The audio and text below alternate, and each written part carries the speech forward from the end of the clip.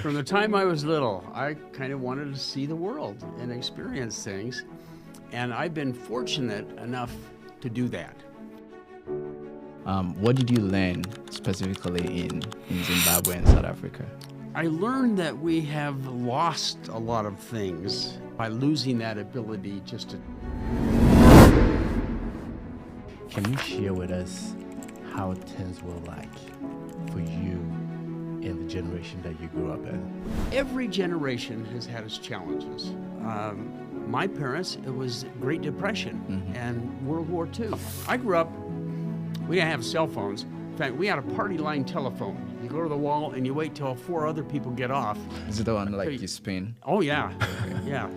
You have to. I really think people today are inundated with information. You have access to all the world's information on your cell phone. And AI is going to then interpret it for you. And welcome to the Success Mindset podcast. Today we are here with Steve Mann. We're going to talk about something really interesting that will help us to become successful. On this podcast, we invite people and they come and share their experience, their stories and strategies that they've put in place to become successful. And the hope is that you will also learn 1 or 2 things to implement so that you can become successful. My name is Smith, and I'm here with Ken. And I'm Steve. Steve, like I said. So, Steve, why don't you tell us about yourself? Well, I grew up on a potato farm in Idaho. That's a classic, isn't it? Yeah. Right on the Oregon border. And years later, I would talk to my missionaries and say, what do you think I learned on that farm? And they'd say, well, you learned hard work and that. And I said, yeah, I did, but mostly I learned I wanted off that farm. And You want to get away? from the time I was little, I kind of wanted to see the world and experience things. And I've been fortunate enough to do that. You know, I've mostly worked, but some play, been in about 60 countries and spent 30 years doing humanitarian work of one kind or another. Lived 6-7 years in Africa. Where in Africa? I was a mission president in South Africa, but I spent 3 years in Zimbabwe at the kind of the beginning of the AIDS pandemic, trying to figure out ways to deal with that, because at that time about 38% of all adults there were HIV positive.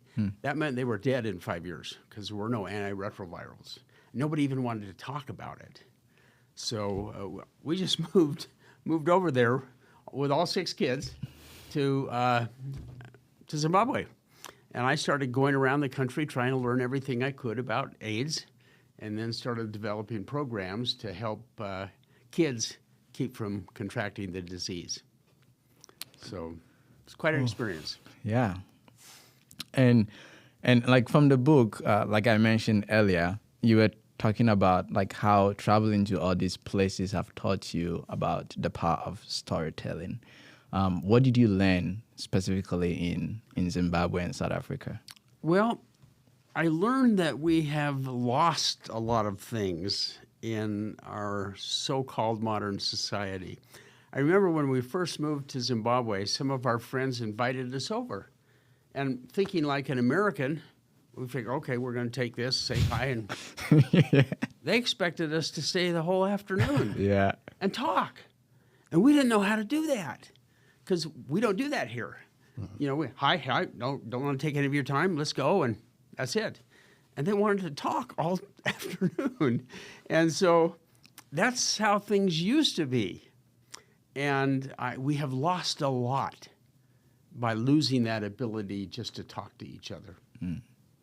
There's a bonus chapter in the book that you can download. You don't even need the book to download it, but it's on how to talk to family and friends about controversial issues. Because we don't. I belong to this little group. It's empty nesters. We're all in our 70s, 80s. Yeah. And but it's a pretty distinguished group. It's nuclear physicists, you know, microbiologists. They've started universities. They've started businesses. And we meet and just have maybe somebody talk or somebody come in. And so last year during the elections, I said, why don't we discuss one of the political issues? I know what I would say. No. We might offend somebody. And I'm thinking, that's a shame because you're the people I'd like to learn from. I'd like to know what you think about things and why. Because I like to check my own opinions. Didn't want to do it. And I think we all have a family member who we can't get together as a family because we don't want to deal with Uncle George because he's this side or that side. And so it's split families. And when we do get together, we talk about food or sports or the movies, but we never talk about things that are really important to us. You know, principles and traits and beliefs. We leave all that. And that's a shame. We have lost a lot as families and as a country by losing our ability to talk to each other. That's deep. Brother Man, I loved when you said this generation, and that phrase was just stuck in my mind. I know a lot of times we hear stories about how things used to be before now, but I always feel like it's special to really hear like from firsthand experience. Can you share with us how things were like for you in the generation that you grew up in? Yeah, I will. But first, I'd like to say something about the next generation. You know, I know they get a lot of criticism from, oh, they don't do anything, they're lazy. That's baloney. You know, every generation has had its challenges. My parents, it was Great Depression and World War II. Mine was Vietnam and a radical change in universities and in the country. Now it's trying to, how do you deal with the internet and social media? And AI. And AI coming around, we don't even know what it's going to do. Yeah. And but I have confidence. You know, we will make mistakes, but we will figure it out. You will figure it out. I was in Singapore a long time ago. I was trying to recruit a person there, and I came to the restaurant, and he was reading the paper. He looked up at me, and he had tears in his eyes. I said, "What's wrong?" He said, "Look at the front page of the New York Times. It's talking about riots and things falling apart." And he said, "What's going on with you in America? Don't you know you're our best hope to be free?" And I remember saying to him, "You know, in a democracy, we lead with everything, whether it's a new invention or social media or the sexual revolution or whatever it is, we jump full-time into it. And we make a ton of mistakes, but eventually we figure it out and find a way." And I fully believe that will happen with your generation and the challenges that you have. Now, you asked what it was like in I grew up, we didn't have cell phones. In fact, we had a party line telephone. You go to the wall and you wait till 4 other people get off. Is it the one like you spin? Oh, yeah. Yeah. You have to, I forget, people don't even know what that is. I remember getting the first television in the area, little black and white box, and had 2 channels, both of which closed at 11 o'clock, and they would play the national anthem. I don't know if I never knew whether I was supposed to stand up or what. But that was it. There were no cell phones, there were no internet, there was certainly no AI. And it was a different world. But I think my experiences can still be valuable to my grandchildren. I have a great-great-grandfather who, when he was a boy, he was kind of orphaned, was living with his uncle in England, in Stratford-on-Avon. And his uncle had him apprenticed to be a baker, but pretty strict. Didn't like him to do anything. And this young man joined the church. Uncle was furious about that. He also had a girlfriend who his uncle didn't want anything to do with. So this young man built himself a kind of a makeshift ladder to get out of his second-floor story and escape in the middle of the night picked up his girlfriend, got to the boat, gets on a boat and comes across to New York. Then he has to figure out, how do I get to Salt Lake? Wow. And that's all I know about him. I would love to know, what were you worried about? What were you scared of? What were you thinking? When you got to New York, what was it like? What were the emotions? Were you terrified about how you're going to get from there to Salt Lake? What happened? What did you feel like when it was all over? I don't have any of that. Mm-hmm. And so even though his generation was very different from mine, I could learn a lot because he had the same human experiences. And I think that's true now. You know, I have a grandchild say, you know, well, what should I major in college? I don't have a clue because I don't know what's going to even be available in, you know, 15 years. But that doesn't mean they can't learn from my experiences. I really think people today are inundated with information. You have access to all the world's information on your cell phone. Mm-hmm. And AI is going to then interpret it for you. And the world is filled with bits and bytes. But that doesn't give anyone a sense of belonging, a sense of context or perspective like stories do. If you think about it, you think clear back in the caves in France when they were drawing the pictures of the hunt. Yeah. They were trying to tell their stories because the hunt is what was necessary for survival. So they would write them on the walls. And we have told stories ever since. And now we don't do it anymore. I don't know whether it's because we don't have the time or everybody gets all their information from somewhere else. But to some degree, we've lost that ability to convey wisdom and context and perspective through stories. Yeah, I think that's a very good point. And like as you're talking, I'm thinking about like experience. They say is the best teacher, right? Yeah. Like when you experience something, it's more personal. You have more context instead of like hearing something on the news or reading something in the newspaper. You don't get the full picture. Right. But like your own story gives you the ability to convey that wisdom, that knowledge that you experience to someone else. And I think that's why we have this podcast. We want to invite people to come and share their experiences so that at least one person can learn something from it and become successful, right?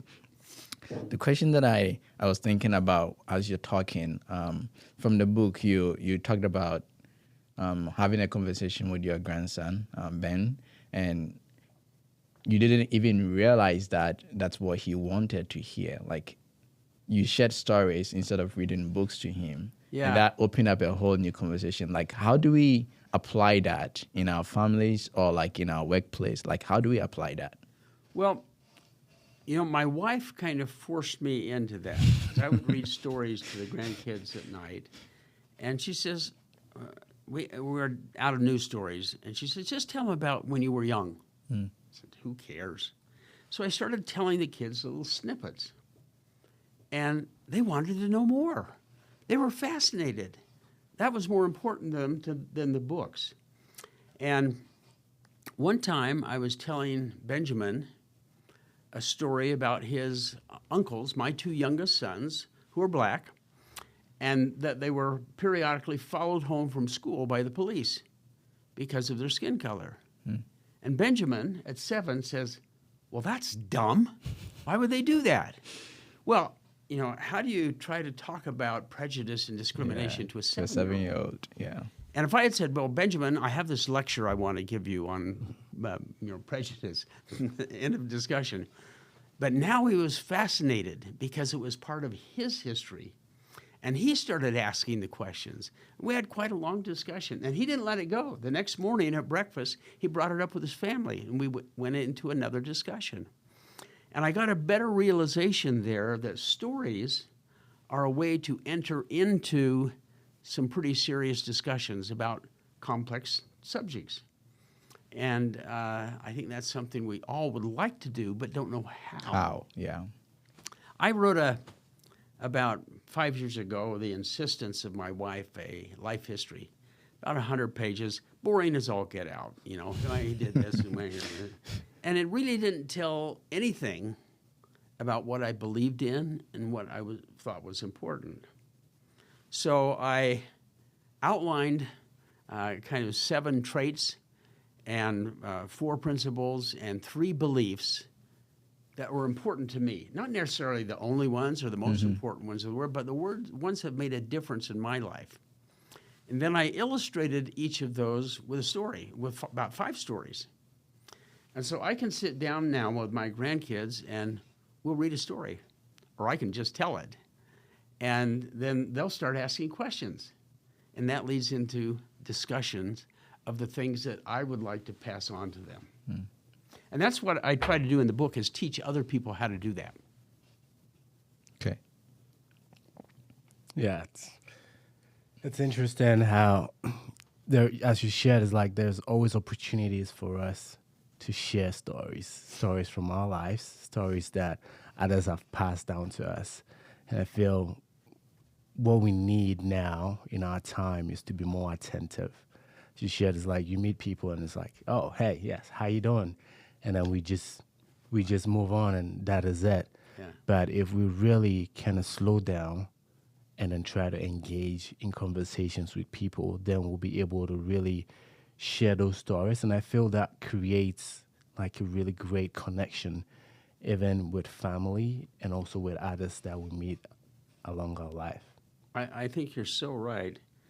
You know, I think one of the things that youth, particularly today's youth, struggle with is a sense of belonging. Who am I? Where do I fit? Because they never had any grandparent or great-grandparent telling them stories. So they don't know how to connect with that. And people want to connect. Grandparents want to connect with the grandkids. Grandkids want to connect. And we don't say that to each other, but we want to.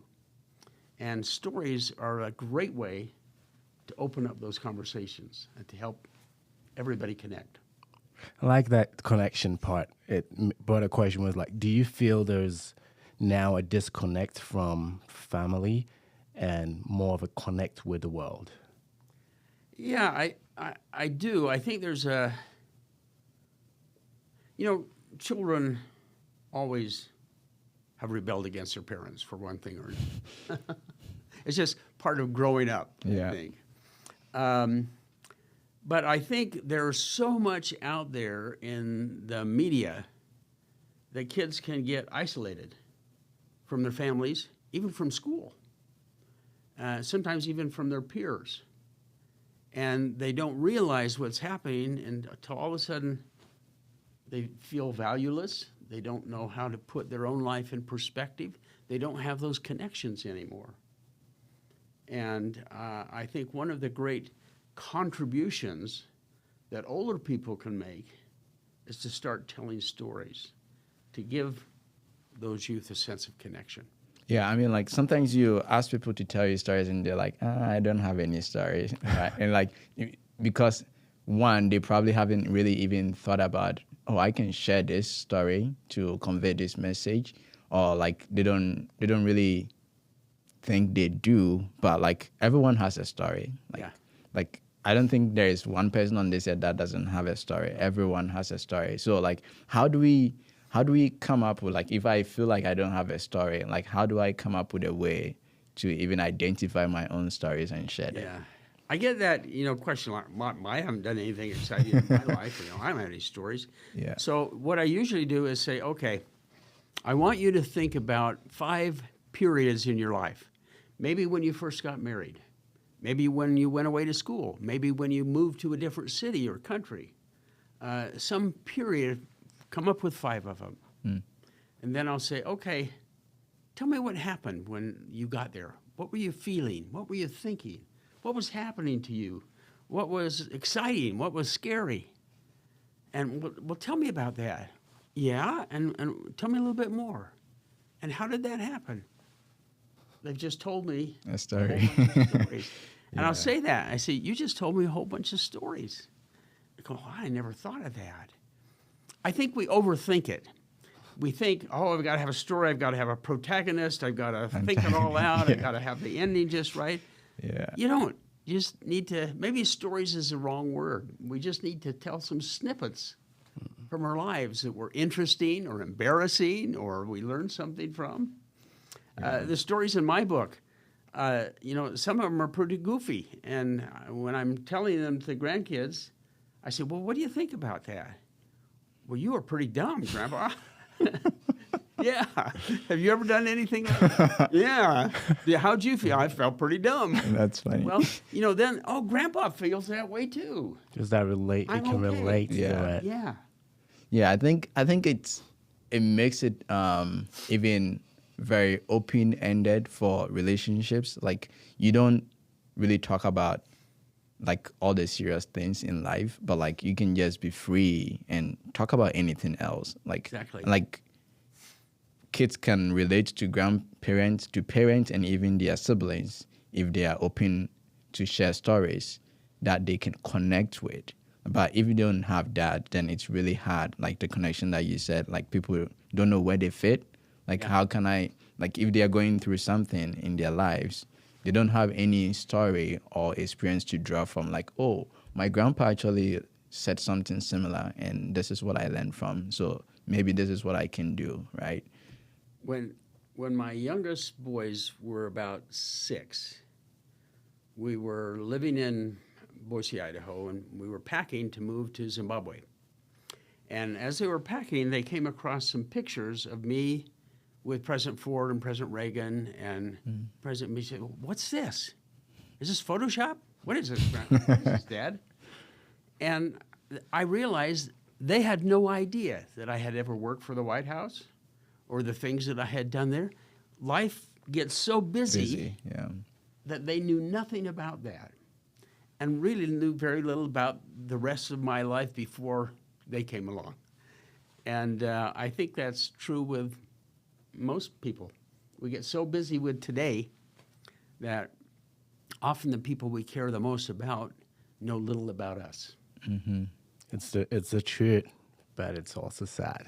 Yeah, it is. Just hearing you talk and then think about it, it's like those important things are just slowly being put aside for a lot of things that are not really that important. Like creating that connection, Phil, is really what passes down through generations.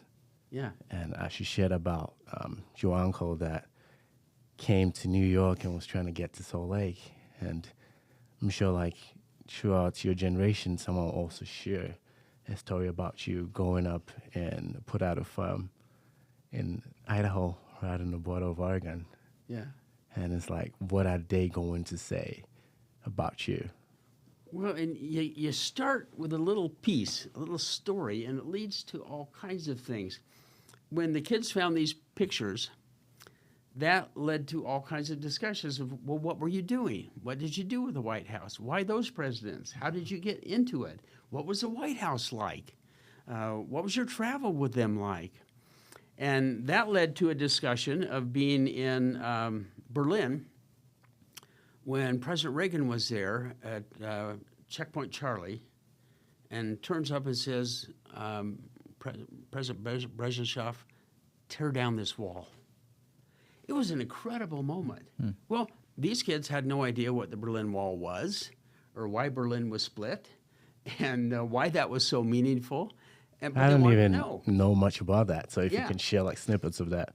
Well, it was an incredible experience. The Berlin Wall, for those of you out there who don't know, was a huge concrete wall that went right through the middle of Berlin. On the top was concertina wire. On the east side of the wall, it was East Berlin. It was communist and destitute, and they would not let people cross the wall to see their own relatives. You had a few checkpoints. The most famous was Checkpoint Charlie. They had guards with machine guns and mines, so you couldn't even get close to the wall. Yeah. Something like over 100 people died trying to get across that wall to get to freedom. And As I told the kids this, they're having a hard time. Why would anybody do this? How does this happen? Why was freedom so important to them? So one little picture tucked away led to a whole bunch of discussions. Nice. Excuse me. Yeah, I think coming to the connection that you were talking about, I was watching, I think it was a comedy show, and they were talking about how AI has been integrated into education right now, that if students who are not using AI are rather being punished. And I think that was very funny, that like if you use AI, then you are like basically you are in the trend, but then if you're not using it, then you're not following the trend. And as you're talking about like how stories can connect us, like if we don't meet together as students to even brainstorm and think about stuff and relying on AI alone, like if you go to the workforce, like are you going to be working alone or are you going to work with coworkers, And these are some of the skills that we build in school, like working in teams, working on projects in teams, all these build interpersonal relationships and how to talk to coworkers in the workplace. But then if we rely solely on technology, then that aspect of our lives is missing, or we are missing that skill that we can transfer into the workforce. Every new piece of technology has brought its own upheaval. You look clear back to the Industrial Revolution and how many tens of thousands of people it put out of work and then enslaved working for mines and working for big factories. And but we finally figured that out, how to have industry and people too. When the television came along, it's going to destroy society. I remember that because I was there. It's going to destroy society. It's horrible. Well, it did cause lots of problems, but we learned how to deal with it, how to manage it. Same thing with the internet.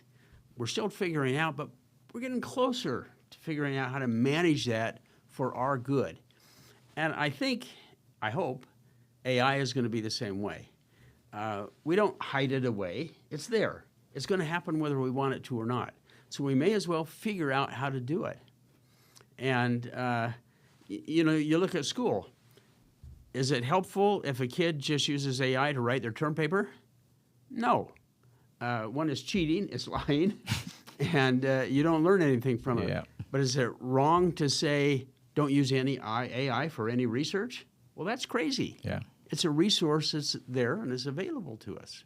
Yeah. So I think it's how we use the technology to deepen our relationships and like increase our productivity instead of the other way around. I read somewhere that said, even though we say history is past, but we are also living history. And it's like the principles that people lived by in past years are those same principles that if we live by, they will help us throughout our generation and throughout our time. And so it's like, we need to go back to history. We need to hear those stories about how our ancestors and like our parents, our grandparents overcame challenges in their life, like having the television come up and like people saying it was going to destroy people. And it's like, how are they able to, get past that and make sure that they put it to good use? Yeah. I can't remember who said it, but one of the quotes was, history doesn't repeat itself, but it echoes. And I think that's really true.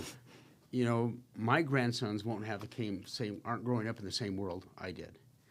But they're going to have a lot of the same feelings and same experiences because they're human. Yeah. And if we let technology dehumanize us, then we're in trouble. But if we can use it to build humanity, then we win. Yeah. I think that's where the main point is, like, how do we use the things around us, the technologies, the tools, the resources around us to increase humanity instead of dehumanizing ourselves? And Something that I was thinking about as we were talking about coming on this podcast was like, why do you think storytelling is different from just like giving lectures? Like, what's the psychology or the science behind it? Well, I think it's actually fairly simple. Who wants to listen to another lecture? Probably not me. Yeah, nobody. Who wants to listen to a story? Almost everybody. Yeah. So a story can help touch all the senses. You can talk about how it felt, how it smelled, what it looked like, what you were feeling. A lecture doesn't usually do that. It's just more data. And so I think the storytelling is incredibly beneficial to convey not just this bit of data, but how that bit of data fits, what it felt like, what it did. And that a kid can relate to, or an adult can relate to.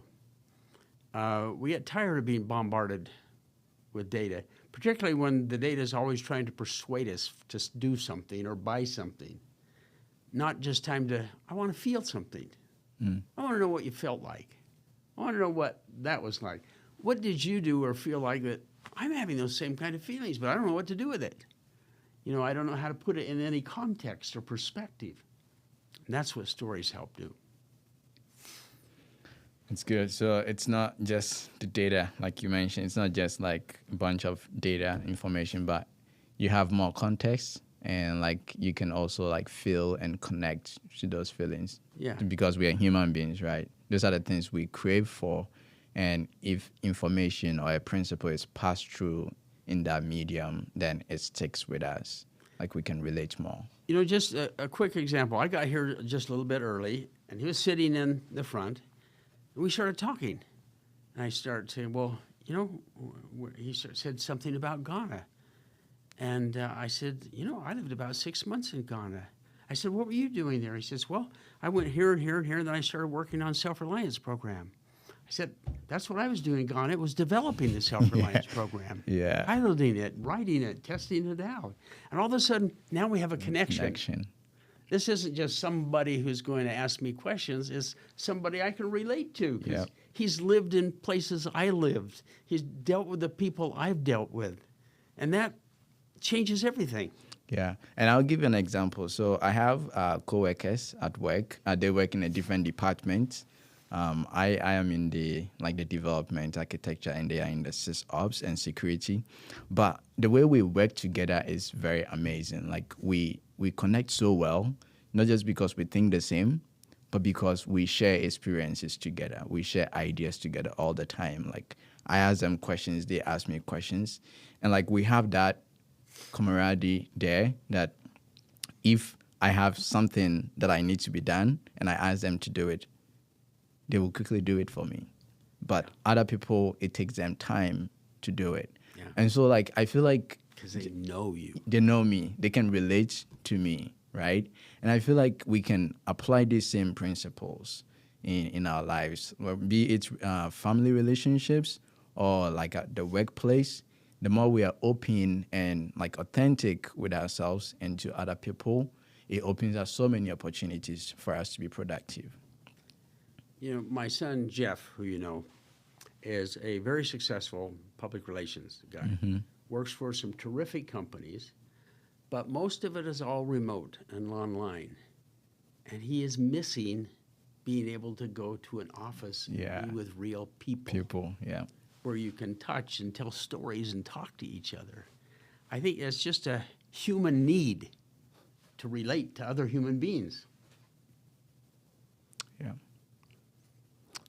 Yeah. Mike's still thinking about that historic part of things. And I know that growing up, we were taught a lot to like read books.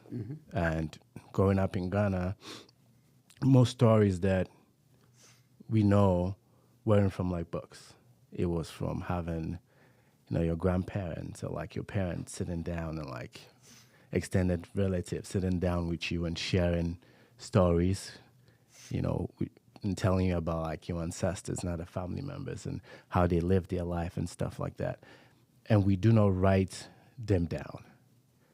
and we grow up and we forget a lot of these stories. Yeah, they're in there, aren't they? Yeah. Feeling is in there. And you when you hear other things, you interpret it Yeah. through all that stuff that you had heard. But then how do we pass that down? We have had that privilege of hearing those stories. So how are we going to be able to set things in place that will ensure that we are also able to pass these stories down? Start telling stories, or start writing them down. Yeah. I had a good friend, part of this Empty Nesters group, and he grew up in Las Vegas when in the 50s. And in the 50s, Las Vegas was one of the most segregated cities in the country. And he's white. He was living in the white section. And when he got to be like 16, his dad says, "You're going to work with your uncle, who had a shop over in the black section that would wash clothes and iron them, or not clothes, but sheets and linens for the hotels." So he goes over there. He's the only white kid there, the only white person other than his uncle, who would come in periodically. And he had this boss who would sit in his chair and tell people to do things, but would never do anything himself. And he'd say, "Well, can you put these figures together for me, or can you do this?" And this went on for some years, and finally one time this boss said, "Would you give me a ride home?" He said, "I was thinking, well, I guess I will, but I don't really like you." And he does that a few times. He says, "Well, could you pick me up?" Thinking, what? You know, and then he goes on a few times. He says, "By the way, could you give me a call about 5 minutes before you get to the house?" He's thinking, "You lazy guy. You expect me to pick you up and drop you off and now call you before?" And finally, after all these years, they get talking. And he found out this guy ended up getting married, had a girl pregnant when he was in high school, never finished high school, never really learned how to read or do math very well. They had their own children. He and his wife both worked 2 jobs to pay for the kids to go to school. The reason he asked people to do the numbers is he couldn't. Yet, this guy had learned how to manage things to be promoted and promoted in this company. And I said, "Have you written that down anywhere? What an incredible story." He says, "No." I said, "Well, write it down. You know, somewhere you may have a great-grandchild who's struggling with some idea, and they read this and they go, wow, look at that experience that my great-grandfather had. Yeah. And it could change their lives." He goes, "I'm going to do that." But yeah, I think you just have to start. Cool. I think something that's very interesting about the story you shared, like you can always learn something from someone by hearing their story. Yeah. Even if you can't relate to them, you can at least learn one principle. Like from what you just shared, like you need to be patient with people and get to know them because you don't know what they are going through. Like you don't know their background, right? And I think that also contributes to what we see in our society, the polarization that exists, because we don't take the time to actually get to know people and see why they think the way they think or feel the way they feel. And that brings up the question, how do we navigate like talking about difficult questions or difficult topics in our time right now? Like talking about race, sexuality, like you mentioned, geopolitical tensions, like how do we navigate this? Well, how we do it is we don't, but we should. You know, we are so polarized as a country, and I think the computer systems, the algorithms, force us to one side or the other, whereas I think most of the country is in the middle. But we are so used to, I can't talk because they're going to try to persuade me, and I don't want to listen to that. And I think we can start discussions. I put in a few ground rules. Tell somebody you'd like to have a discussion on a topic.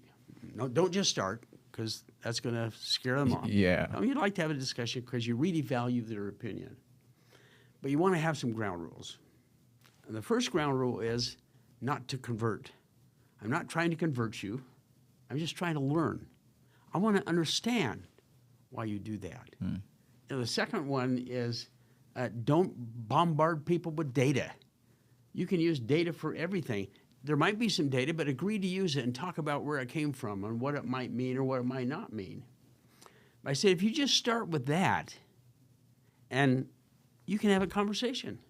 You know, tell me about why you think that. I really like to know, how did you come to believe that? What questions have you had? How did you overcome those questions? Really?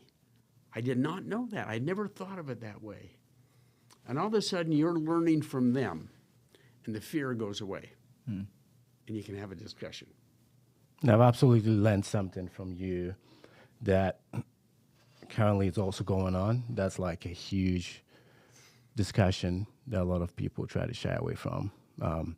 As you shared about the Berlin Wall and freedom, it brought to my mind the wall that we currently have and freedom as well. Yeah. And now it's like, okay, I need to go back when I go home, go and then learn more about that to see how You know, things relate. I talked about lack of perspective. When the Black Lives Matter stuff was going on, I would hear friends all over saying, oh, the country's coming to pieces. You know, this is the worst thing we've ever had. I'm thinking, where were you in the 60s? We were Right. burning down cities. Yeah. You know, we were tearing apart universities. This is nothing. And if they had read any American history, they would know that this has always been a contentious society. We've fought over everything since the beginning.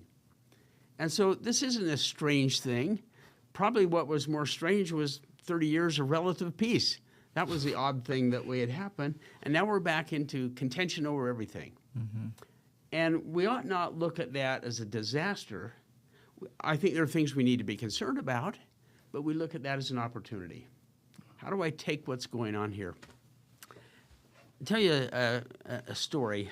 And when I was in graduate school at BYU, long time ago, 50 years, some odd years ago, had a terrific teacher, and he had a class, I think it was called an ethics class, but what would happen is every week or 2 weeks you'd take a subject. Could be environmentalism, could be anything. And you'd read a whole bunch of books and study about it and have a discussion about the pros of that. Then the next week you do all the antis for that. At the end of the class, this professor had me come in, and he said, Steve, what did you think of the class? I said, you know, I really loved this back and forth and learning, but I kind of hated it too. He said, why? I said, because I love to be passionately devoted to a cause. And when I understand both sides, yeah. it's harder to deal with that. And he looked at me and he smiled and he says, Steve, that's the role of the educated man, to try to keep the two sides from killing each other while you work out solutions. That was a brilliant piece of advice for me. Yeah, that's a big one. Because like if you understand both sides of a story, it changes your whole perspective. Yep. Like you can't side with one person because now you have like the full picture. You have more context. And so like the way you talk, the way you reason, like how you see the people involved changes everything. Yeah. We were having a discussion about like was it the Iran and Israel contention? We were at Bear Lake, and instead of us enjoying the time, we're talking about these topics, which is important, right? But like, I didn't know more about like the history behind the contention, and so like talking to Ken and other people, and my wife and other people involved, I had to like go back and actually go and study like, okay, what actually caused this? Like, so now I'm not like taking sides, but I'm actually like learning, trying to learn and understand both sides. And then I understood why we even have a contention in the first place, right? I mean, like, I'm not in a position to say, hey, I have a solution for you guys, but I feel like even both parties like learning to understand each other will also go a long way to like helping to resolve the conflict. They can work out. Yeah, they can work out the if solution. they'll listen. Yeah. And we've lost a lot of that. And we need to get that back for our families, for ourselves, and certainly for the country. And for that matter, for the world.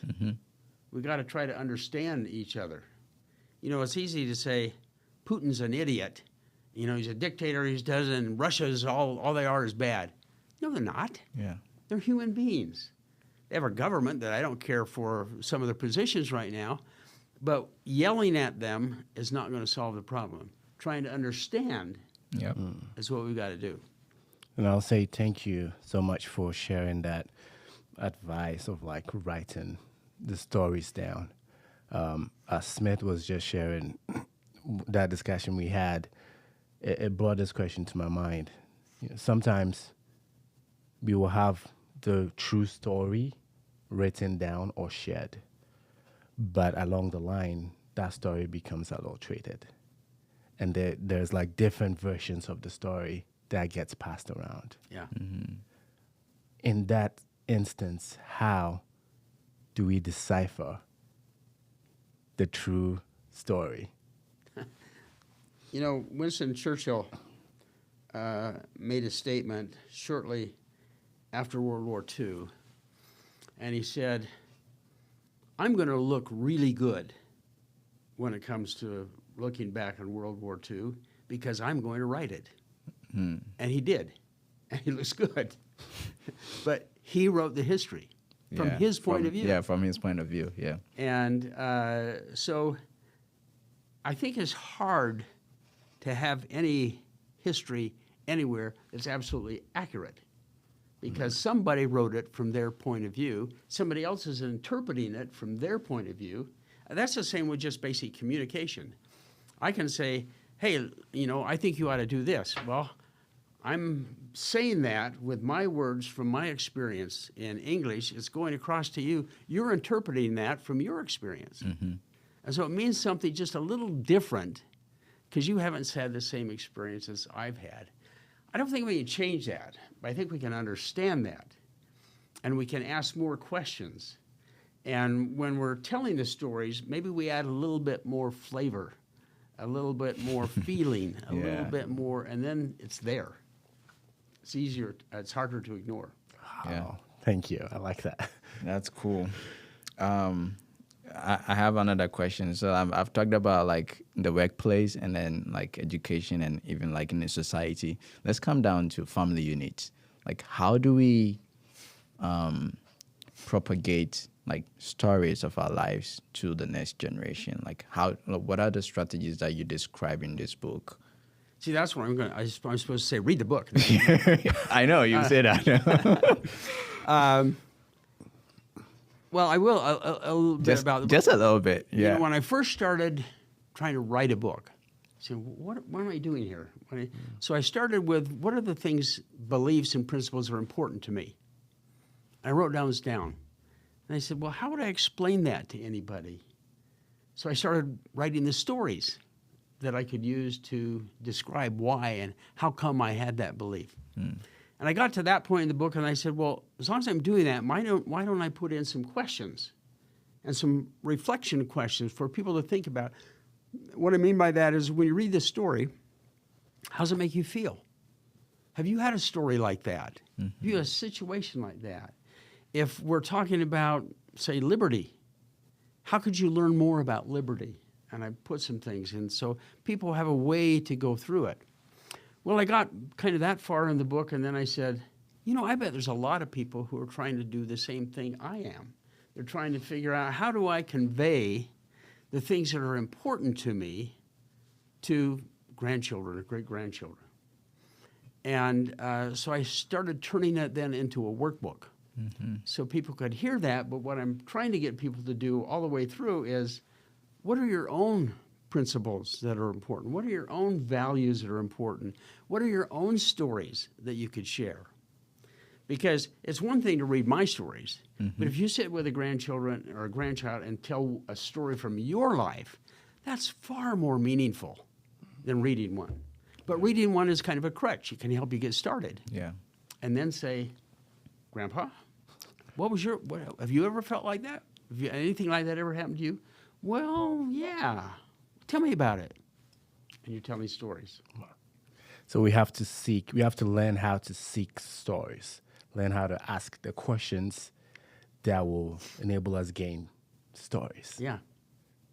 Yeah, and I think that's a very important thing to do, even as a human being. Like, if you sit down and assess yourself, like, what are my beliefs? What are things that are more important to me? And you can relate them to stories. It changes you personally. Like, it gives you more focus in life, and that can also help, like, transfer that knowledge to your siblings, your children, grandparents, or grandchildren. I mean, so, like, being in that situation or in that context gives you that authentic story that you can pass on to people. Because, like you said, if I read your story, that's your story, right?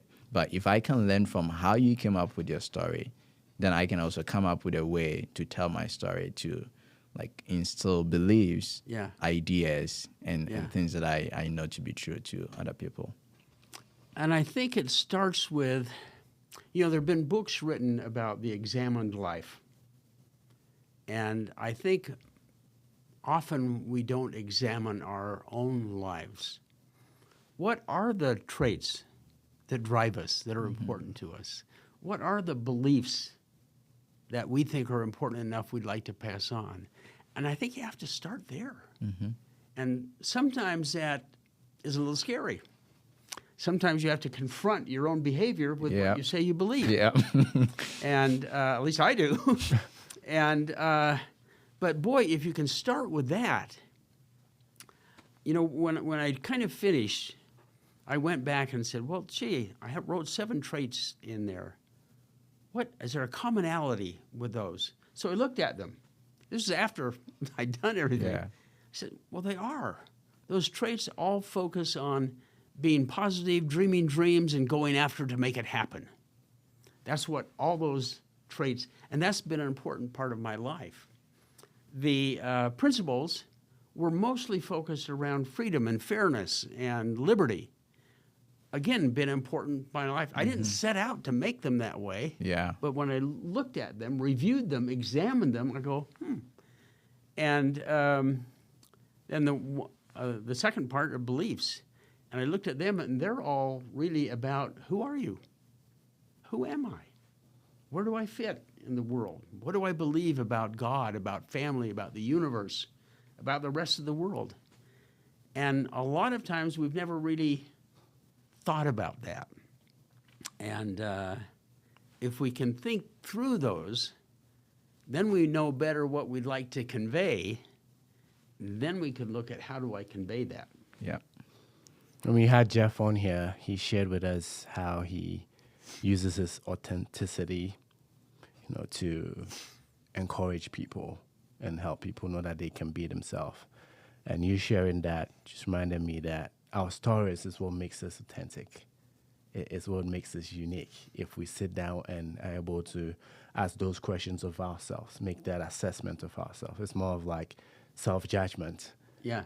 And doing that, then we are able to really know who we are. And that's like stories that have been passed down from our ancestors and older generation. And then we know, okay, this is why I am who I am. And that's what makes us unique and special. Yeah. Yeah. And, I think that changes a little bit over time with experience and perspective and failures and successes. So I can sit down and write things at 76, having had a lot of experiences, lived a lot of places, met a lot of people, made a lot of mistakes, and it's different from what I would have tried to write at 23. Yeah. And that's that wisdom that we talk about from older people, but we have, to a large degree, lost our ability to transfer that. And we do that through stories. Cool. Yeah, Steve, thanks so much for joining us today. I think I'll let you tell us one story. It can be from Africa, Zimbabwe, South Africa, Cape Coast, or It can be from Singapore. I know you've been in Asia too. I don't know where else you've been. I've but been like, in about 60 countries. oh my gosh. Yeah, that's a lot. So tell us a story that you think will actually convey all these messages that you've shared with us.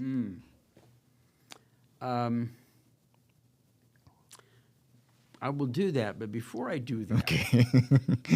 I think your audience is particularly young people in Ghana. And I am often asked, well, in all your traits and principles, what are the most important things you'd like to convey to young people or to business leaders, for that matter? And the things that I always try to convey the most are dream dreams and do something.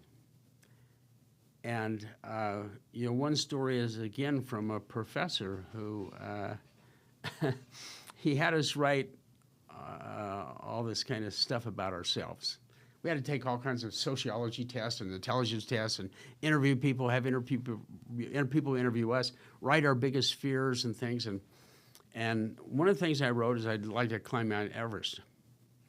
And so he brought me in, like he did all the students in this class, and he was captivated by that. He says, well, do you do a lot of climbing? I said, no. He said, well, do you do a lot of outdoors stuff? I said, no. And he looked at me and he said, Steve, most people who climb Everest go outside. And I really thought about that a lot. And I took the summer semester off and went to Jackson Hole, Wyoming, worked as a waiter at night, and learned how to climb mountains. Nice. And that lesson of his has stayed with me. And I think it's important that people, wherever you are, one, dream your dreams. Convert here. I have a pacemaker in here, and it keeps my heart beating regularly. Somebody had to dream that up. Yeah.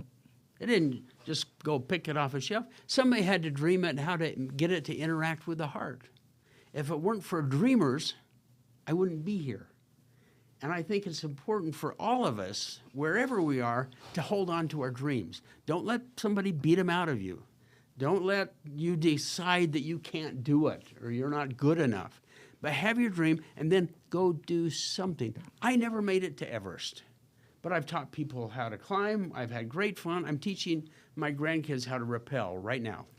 Oh, really? And wow. It's brought great joy to my life, but only because I went and did something about it. And I think that's true with most of us. And so all of you out in Ghana who are struggling, what do I do or how do I do it? Dream your dreams and then go do something. Just take one little step toward that. You're not going to get to Everest in the first day. You may be a little closer, a little closer. So now I'll tell you one story. Cool. And this, I was living in Zimbabwe, and I had a group of priests, boys, and they had never done any kind of an outing. And so I decided that's not right. I'm going to take them up. So we're going to go climb something. And so we found this place we'd read about 45 minutes north of Harare. So we grab them all in my van, and we go up there, and we go marching through somebody's cornfield, and he tells us kind of where this hill is. And so up we go. And that all worked fine. But for those of you who have done any climbing, it's always easier to go up than it is to come back down. And so we're on our way down, and all of a sudden I have some kids just frozen. I didn't have any ropes. I didn't have anything. So the only thing I could think of is I had everybody take off their pants, and I tied them all together. Pants, Yeah. trousers. Trousers, yeah. And so I'm sitting on this rock with a string of trousers hanging down, tied together, in my underwear. And they all got down and fine. And, of course, the next day in church, Brother Mann sitting in his underwear, telling us how to do this. But I think, again, the example, the lesson is go do something. Yeah. Don't get stuck. Just things won't always work out the way you plan. Come up with another solution and go after it. That's a very good story. I like you mentioned, like just go and do something. If it doesn't work out, you find something else to do, right? And if you're caught up in any situation, you can like invent a solution, and Yeah. just like you use the trousers. You know, years ago, I was when I was working for President Ford. We were doing advance work. It was the election, and I was in a different city every 2 or 3 days. Nirvana was being able to be someplace long enough to get your clothes washed. And I lost about 30 pounds in the 6 months because there's no time to eat. We were just going and going and going. And they had invited me to come full-time to the White House if we won. We didn't win. So I didn't go to the White House. And instead, I went home and found some friends. We started a company, and one of those partners introduced me to who became my wife. So was it a loss that I didn't go to the White House? No. No. It was just a different direction. Yeah. It could have been wonderful. Could have been a disaster. Was it a loss that I went back to San Francisco? No. I ended up traveling the world with this company. And so I think a lot of times we're faced, would I do this or do this? There's got to be a right answer. Not necessarily. There are a lot of right answers. It depends on what you do with it. Yeah. Okay. Well, I don't have anything else to say. I would just say thank you so much, Steve. Like the amount of knowledge that you've shared with us in this short period, it's a lot. I'm like, I'll probably need to watch this video over and over and over again and then Yeah. just like write everything down, yes. Well, thank you so much for having me. And all of you people out in Ghana, I love you. Go make things happen. Thank you, Steve. I really appreciate your time and the knowledge you've shared with us.